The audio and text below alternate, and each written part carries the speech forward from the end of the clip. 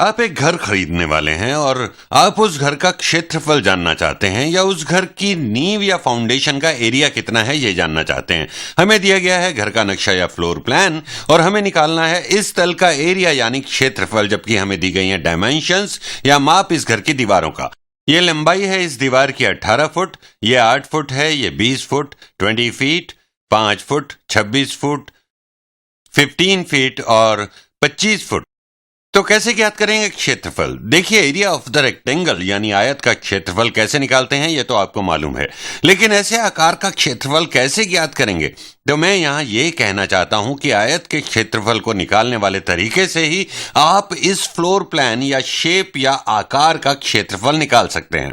तो आपको मालूम है कि रेक्टेंगल का एरिया मतलब आयत का क्षेत्रफल कैसे ज्ञात करते हैं। यदि हम इस आकृति में कुछ आयत बना लें यानी इस फिगर को रेक्टेंगल्स में बांट लें और उन रेक्टेंगल्स का एरिया निकालें तो हमें इस पूरे फ्लोर या फर्श या तल का क्षेत्रफल ज्ञात हो जाएगा। जैसे देखिए, ये एक आयत है जिसकी चौड़ाई है 20 फुट और इसकी लंबाई है 20 फुट। तो ये एक रेक्टेंगल है जिसका एरिया हम निकाल सकते हैं।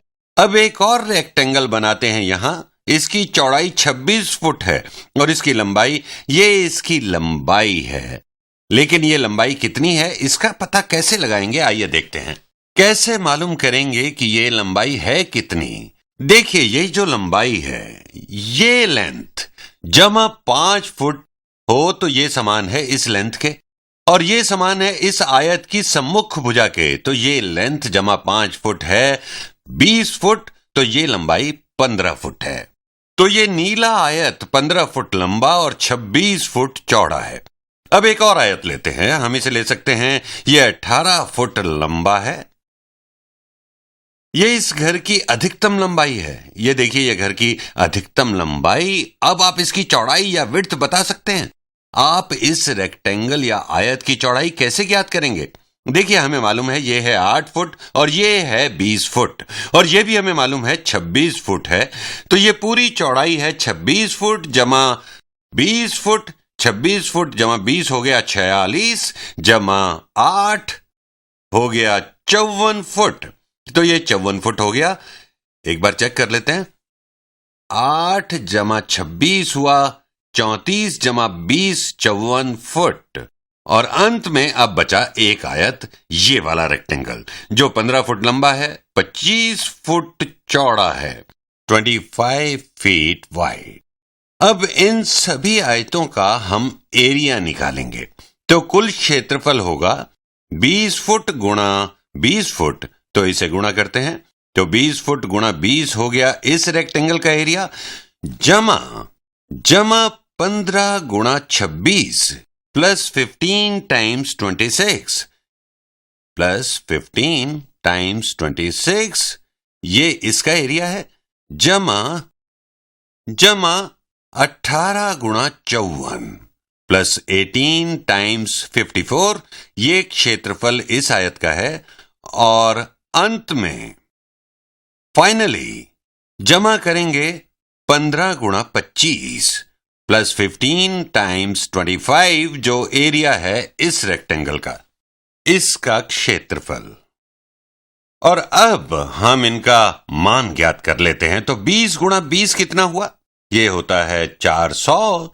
15 गुणा 26 कितना होगा? इसे गुणा करते हैं, 26 गुणा 15, 6 गुणा 5 30, 2 गुणा 5 10, जमा 3 13। अब हम मल्टीप्लाई करेंगे, 10 गुणा 26 हमें मिला 260 और जोड़ें इन दोनों को, मिला 390। तो ये है 400 जमा 390। अब हमें गुणा करना है 18 गुणा 54 या 54 गुणा 18, करते हैं मल्टीप्लाई। 54 गुणा 18, 8 गुणा 4 32, 8 गुणा 5 40, जमा 3 43। अब गुणा करेंगे, 10 गुणा 54 मिला हमें 540, जमा करेंगे 2 जमा 0 2, ये 30 जमा 40 हुआ 70। दूसरे शब्दों में ये 3 और ये 4 दहाई के स्थान पर हैं। और अब 400 जमा 500 हुआ 900, तो हमें मिला 972।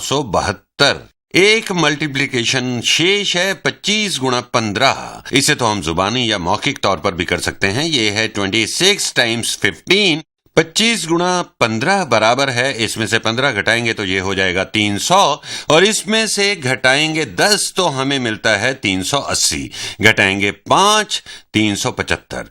इसे हम इसी रंग से लिखते हैं तो जमा 375 375। और अब इन संख्याओं का योग करेंगे तो ये हुआ 375 जमा 972 जमा 390 390 जमा 400 प्लस 400। तो हमें जो मिलेगा वो इस आकृति या ड्राइंग का क्षेत्रफल होगा, यानी एरिया होगा। 5 जमा 2 7, 7 जमा 7 14 जमा 9 23, 2 जमा 3 5 जमा 9 हुआ 14, 17 21। तो एरिया है इस घर का 2137 वर्ग फुट, यानी 2137 स्क्वायर फीट।